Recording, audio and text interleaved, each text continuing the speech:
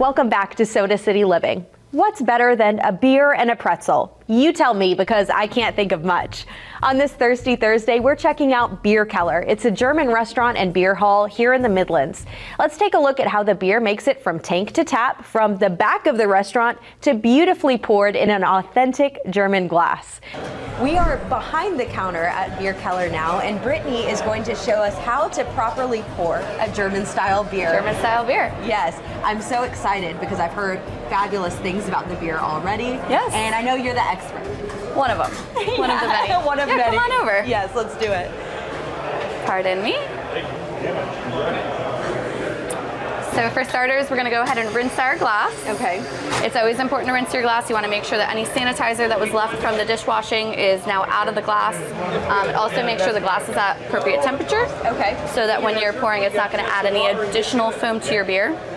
So right now we're going to be pouring our Weiss beer. I have a Weizen. And we're going to pour it on the angle, about 45 degrees. Okay. Most important part is never touch the faucet to the glass. And then we're going to let it ride at the end to get some beautiful head at the top. So Wonderful. Quite simple. It is simple, yeah. And so how did you learn how to do this? I've been pouring beers and working in the beer industry about 7 years. Wow. So, and that is now for you. Oh, thank you. For about 7 years, I've been in a couple different places, and then Bierkeller was opening, and who wouldn't want to be here? So right. I actually sent Scott my resume the day that the newspaper article went out, like last April. Wow. And I was just like, hey, I have a job right now, but just don't forget about me. Yes. And so now I'm glad here. that worked out. Yeah, so it's been busy so far, right? It's been busy. Yes. City of Columbia has been waiting for Bierkeller to open up. Oh, yes. And they have been coming in mass. I love Tons that. of people. And good thing there's a lot of space, Yes. right? I mean, especially we've got that outdoor beer garden over there. I just think that space is so beautiful to begin with. It is. There's nothing better to do when you've got this water view than Right. sit down and drink a beer. Right. So this beer specifically, the Weiss beer, Yep. how would you describe this flavor? So that flavor I really love. It's got a little bit of coriander, some banana in it. Oh, okay. We don't do any kind of addition. That's just part of the brewing process. That's what you're going to get from the yeast and the malt characters that we add to it. Okay. All So- right. I'm going to give it a sip and see. And if you don't get that banana, you might get bubble gum. I actually smell it. I smell the banana Yeah. already. I really like that. And it's absolutely delightful. You can also do that beer Radler style where we would add some citrus to it instead. Yes. This is Traditionally it would very be nice. lemonade, but we do it here with Sprite. Oh, wow. Super refreshing. Is that, would you say, for people who maybe aren't beer people? Definitely.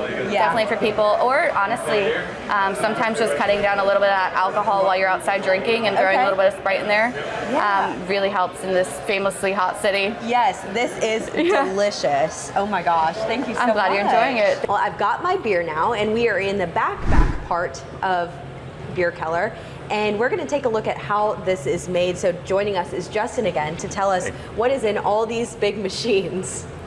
Well, everything starts over here. That first large vessel is our mash tun.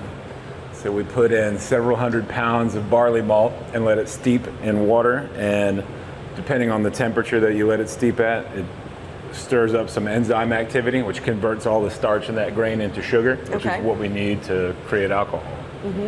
So it starts there, comes over here to the kettle where it comes up to a boil. And then once it reaches a boil, we add hops, which give it bitterness and different flavor components. And then it passes through our heat exchanger, which takes it from like 200 degrees to 50, pretty much instantly as it passes through. And then everything starts life in one of these conical tanks. Yeah, and you can see each of them is labeled. So Kolsch in this one, Keller beer in this one, and that's how it's going to stay. Yes, because these, well, at least these two right here are actually directly connected to the taps. Okay. So we don't use any kegs, everything's pouring straight from the tank. Wow. So these two right here are currently being used for service, and then these 4 horizontal tanks will be also connected to the taps once we fill them. Okay, and I see over here a Fest beer. Is that ready yet or not quite? It was just made on Wednesday, so it's going to be like mid-October before it's actually ready to drink. Wow, I'm looking Yeah. forward to that one. The beer was unlike anything I'd tried before. I could tell right away that there was a hint of banana, but at the same time, it wasn't fruity. I'd say it was well balanced and refreshing, but not too light or heavy. It paired perfectly with the pretzel, which had that nice outer part and a soft inside. The beer cheese was awesome too. Think of it as a creamy dip for your pretzel. Later on, I did get a currywurst plate, which is one of my favorite German dishes.